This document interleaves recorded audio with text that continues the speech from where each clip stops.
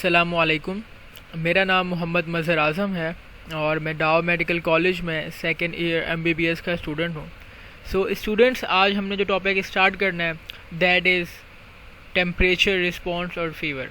कि हमारी बॉडी के अंदर जब कोई बैक्टीरिया आता है या कोई हमारी बॉडी के अंदर कोई अबनॉर्मेलिटी हो जाती है या फिर हमारी बॉडी के अंदर कोई मिसफंक्शन हो जाता है तो हमारा इम्यून सिस्टम जो एक रिस्पॉन्स शो करता है वो है टेम्परेचर रिस्पॉन्स, यानी कि अपनी बॉडी का टेम्परेचर जो है उसको चेंज करता है। और टेम्परेचर रिस्पॉन्स में ये होता है कि आपकी बॉडी का टेम्परेचर जो होता है वो नॉर्मल लिमिट से बढ़ जाता है। ये जो फिनोमेना है ना, ये जो कंडीशन है जिसमें आपकी बॉडी का टेम्परेचर अपने नॉर्मल लेवल से बढ़ जाए, इसको आप फीवर कहते हो या पायरेक्सिया कहते हो। ठीक है, पायरेक्सिया इज़ अ फीवर। तो जब आपकी बॉडी का टेम्परेचर सॉरी आपके नॉर्मल लिमिट से बढ़ जाए तो हम इसको क्लिनिकली फीवर कहते हैं या पायरेक्सिया कहते हैं। कह रहे हैं जो फीवर का होना या पायरेक्सिया का होना ये कोई बीमारी नहीं है, ये सिम्टम है। यानी कि सिम्टम का मतलब है कि आपको शो कर रहा है कि आपकी बॉडी के अंदर कोई बीमारी मौजूद है, कोई डिजीज़ मौजूद है जिसकी वजह से ये शो हो रहा है। तो सिम्टम्स होते हैं निशानी है, ठीक है, एक तरह का निशानी है। निशानदेही करवाने में या आइडेंटिफिकेशन कराने में आपका रोल प्ले करेगा कि हाँ आपकी बॉडी में कोई एबनॉर्मेलिटी है जिसकी वजह से आपकी बॉडी का टेम्परेचर राइज हो गया। तो fever is not a disease, it is a symptom. ये एमसीक्यूज में पूछ सकते हैं। ये जो टेम्परेचर का राइज होना है फीवर है, it is a non specific type of immunity, यानी कि नॉन स्पेसिफिक है कि आपकी बॉडी के अंदर किसी भी तरह का इन्फेक्शन हो, बैक्टीरिया हो या वायरल हो, ठीक है, या कोई और एबनॉर्मेलिटी हो, कोई टॉक्सिन आ जाए आपकी बॉडी में, तब भी आपको फीवर होना ही है। तो ये डिपेंड नहीं करता कि कौन सी ऑर्गेनिज्म आ रही है, it is a non specific type. तो अभी तक जितने भी हमने पढ़े हैं ना कि इन्फ्लेमेशन था, आपके कॉम्प्लीमेंट प्रोटीन थे, जो डिफरेंट सेल्स थे फेगोसाइटिस करने वाले, वो सारे नॉन स्पेसिफिक इम्यूनिटी का पार्ट थे। ठीक है, तो आपका टेम्परेचर फीवर भी एक तरह से non specific type of immunity का पार्ट है। ठीक है, और कह रहे हैं ये जो आपका टेम्परेचर बढ़ता है fever, it can be due to heat stroke. ये हीट स्ट्रोक की वजह से होता है, यानी कि जब आपको बाहर का टेम्परेचर बहुत ज़्यादा हो तो आपके ब्रेन में एक इफेक्ट पड़ता है जिसको हीट स्ट्रोक कहते हैं। फिर आपके ब्रेन ट्यूमर्स हों तब भी आपको फीवर हो सकता है, या आपके ब्रेन में कोई टॉक्सिन्स जा रहे हो, कोई ऐसी चीज़ जा रही हो जो आपकी ब्रेन की एक्टिविटी को अफेक्ट कर रही हो, तो उस वक्त भी आपको फीवर हो सकता है। लेकिन कुछ मेडिसिन भी ऐसी होती हैं जिनसे आपको फीवर हो जाता है। ठीक है, जब वो सब्सटेंस जिस फीवर को इंड्यूस करती है, जो फीवर्स को करवाती है, उसको हम पायरोजेंस कहते हैं। क्या? पायरोजेंस आर दो सब्सटेंसेस जो पायरेक्सिया कराते हैं। पायरोजेंस, पायरेक्सिया, पायरोजेंस आर दो सब्सटेंसेस जो फीवर करवाती हैं। ये पायरोजेंस हैं, ये एंडोजिनस भी होती हैं, एक्सोजिनस भी होती हैं। एंडोजिनस वो सब्सटेंसेस होती हैं, एंडोजिनस पायरोजन वो सब्सटेंसेस होती हैं जो आपकी बॉडी के अंदर पैदा हो रही होती हैं, बॉडी के अंदर बन रही होती हैं। फॉर एग्जांपल हमारी बॉडी के कुछ इम्यून सेल्स जो होते हैं लाइक मैक्रोफेज वगैरह, वो कुछ साइटोकाइंस रिलीज करते हैं। जैसे कि इंटरल्यूकिन 1 की एक साइटोकाइन है, ठीक है, आपके इंटरल्यूकिन 6 है, ट्यूमर नेक्रोसिस फैक्टर है, और इंटरफेरॉन अल्फा है। ये सारे साइटोकाइंस खास तौर पर इंटरल्यूकिन 1 आपने याद रखना है क्योंकि फेडरल में सिर्फ इसका जिक्र है, बट ये एमबीबीएस में इन सबका जिक्र होता है।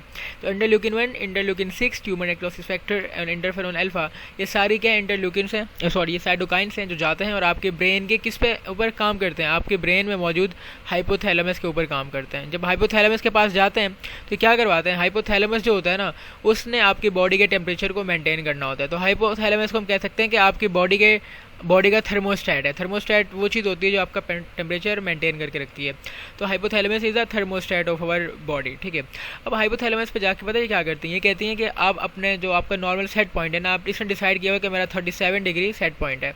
ये चीज़ें जाती हैं जो पायरोजेंस हैं, चाहे वो एंडोजिनस हो या एक्सोजिनस हो। एंडोजिनस वो हैं जो आपकी बॉडी के सेल रिलीज़ कर रहे हैं ये सब कुछ, और एक्सोजिनस वो हैं जो कि बाहर से आएंगी। ठीक है, कोई मेडिसिन हो सकती है, ये सब कुछ। ठीक है, तो एंडोजिनस वो हैं जो कि आपके इम्यून सेल रिलीज़ करते हैं, और किसी पैथोजेनिक ऑर्गेनिज्म की मौजूदगी में, लाइक बैक्टीरिया आ गया, वायरस आ गया, तो उसकी मौजूदगी में वो ब्लड के अंदर कुछ एक चीज़ें डालते हैं, कुछ साइटोकाइंस रिलीज़ करते हैं। वो कौन सी साइटोकाइंस है? Interleukin 1, tumour necrosis factor, interleukin 6 and interferon.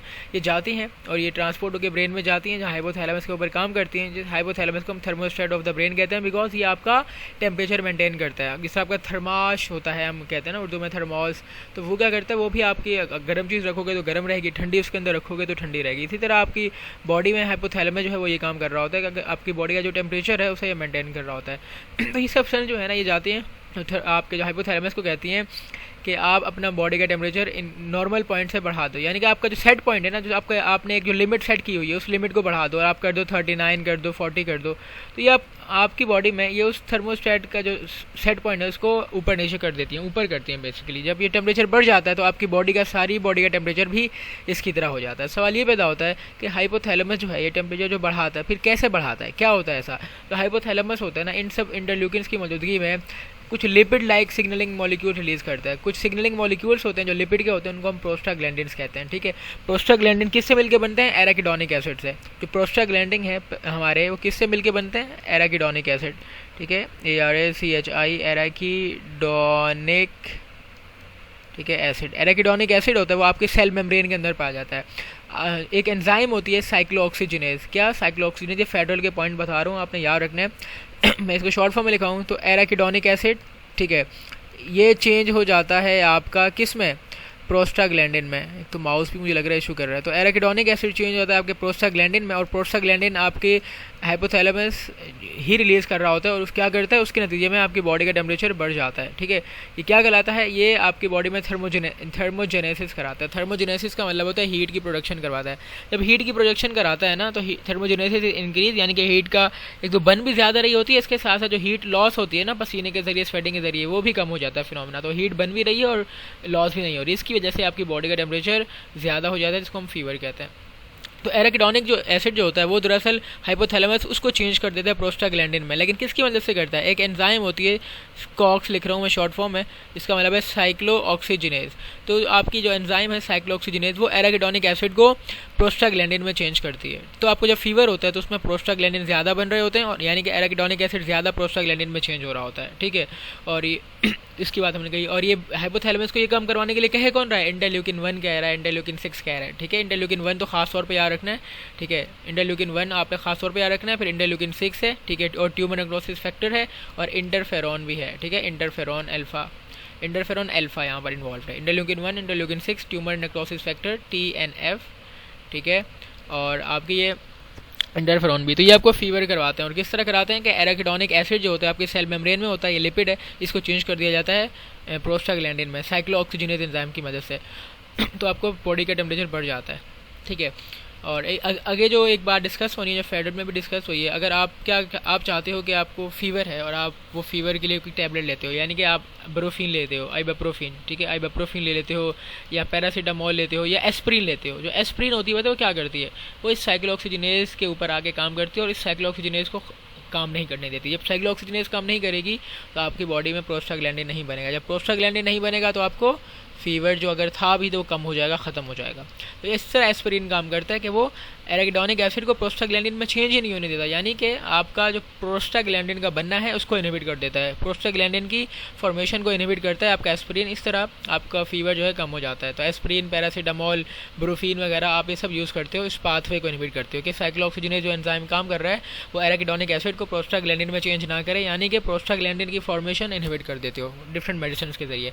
और वो मेडिसिन जो कि फीवर को ट्रीट करने के लिए इस्तेमाल होती है, आप उसको एंटीपायरेटिक कहते हो। एंटी मतलब अगेंस्ट, और पायरेटिक का मतलब है फीवर के अगेंस्ट। तो एंटीपायरेटिक्स आर दोज मेडिसिन जो आपका फीवर कम करती हैं। ठीक है, तो अच्छा, फीवर ठीक हो गया। एक फीवर का एक फ़ायदा भी है, पता है फीवर का फ़ायदा क्या है? फीवर जो होता है वो बैक्टीरिया और फंजाई को ग्रो नहीं करने देता। ये कैसे करता है? देखो, बैक्टीरिया को ग्रो करने के लिए ना आयरन चाहिए। ठीक है, जब बॉडी का नॉर्मल टेम्परेचर होता है ना 37, तब वो ना हल्की सी आयरन यूज़ करके बैक्टीरिया ग्रो कर लेता है। ठीक है, और मल्टीप्लाई कर जाता है।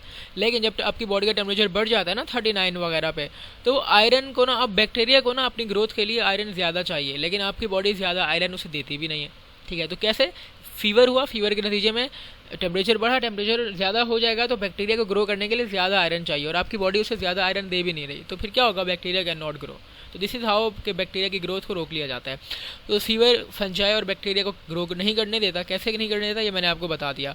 और जब वो ग्रो नहीं करने देते तो मल्टीप्लाई नहीं करते, so that our immune cells can handle them easily. अब एक दो बैक्टीरिया होंगे तो उनको आराम से आपके इम्यून सेल इजीली हैंडल कर लेते हैं और उनको मार देते हैं, यानी कि फेगोसाइटोसिस करा देते हैं।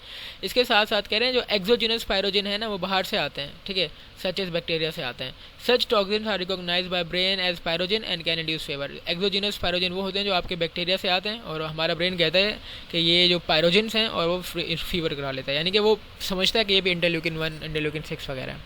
कह रहे हैं फीवर जो है बेनिफिशियल है, लेकिन उसके कुछ नुकसान भी हैं। नुकसान क्या है कि आपकी बहुत ज़्यादा एनर्जी लॉस हो जाती है इन फॉर्म ऑफ हीट। ठीक है, एनर्जी लॉस हो जाती है। इसके साथ साथ आपको फैटीग, कमज़ोरी हो जाती है, डिहाइड्रेट हो जाते हो, बॉडी जिस्म में दर्द होता है, बॉडी एक एंड सीजर्स कभी कभी आ जाते हैं। अगर फीवर बहुत ज़्यादा हो तो आपके दिमाग में झटके आना शुरू हो जाते हैं, जिनको आप मिर्गी के दौरे भी कहते हो, बट वो मिर्गी नहीं होती, बट ये जो झटके लगते हैं ये सीजर्स कहलाते हैं। ये फीवर की वजह से होते हैं, नॉर्मल सीजर्स होते हैं।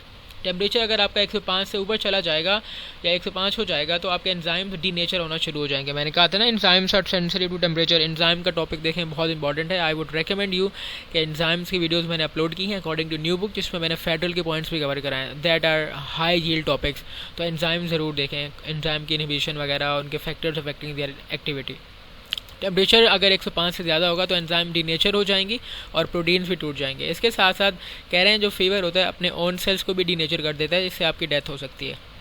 और कह रहे हैं एंटीबायोटिक ड्रग्स के फिजिशियन जो होते हैं वो आपको एंटीबायोटिक ड्रग्स देते हैं, और जबकि फीवर जो है वो नॉन स्पेसिफिक डिफेंस है अगेंस्ट माइक्रोबियल इन्फेक्शन। ठीक है, कैसे?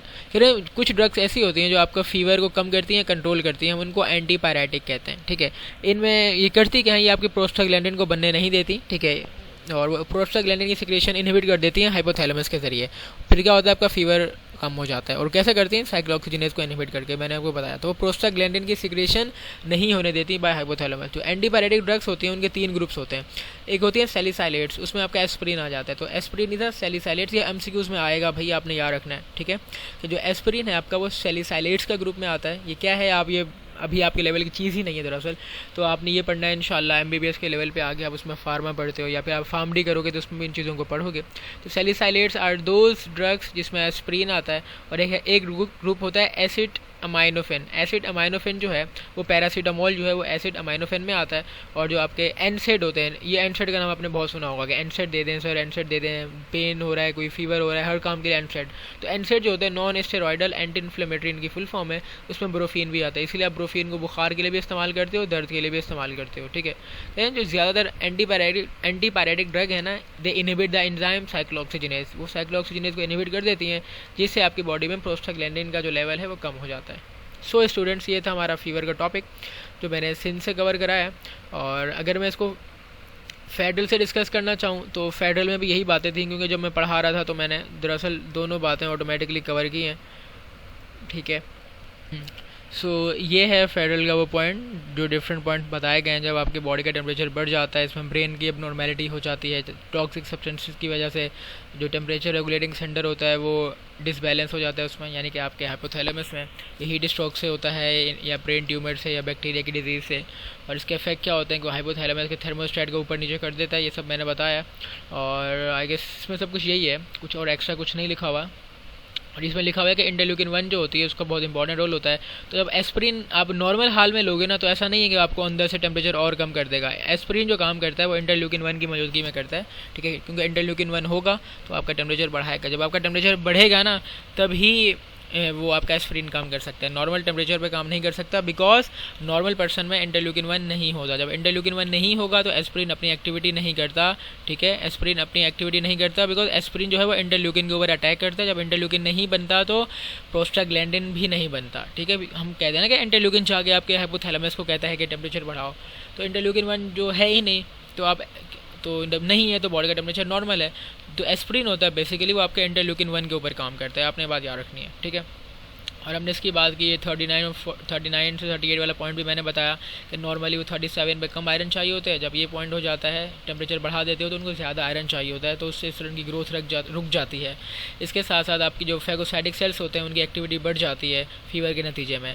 ठीक है, और वायरस जब आपकी सेल में घुसता है तो they synthesise and release a protein called interferon. जब वायरस आपकी बॉडी में आता है वो इंटरफेरोन का प्रोटीन रिलीज कर देते हैं आपके सेल।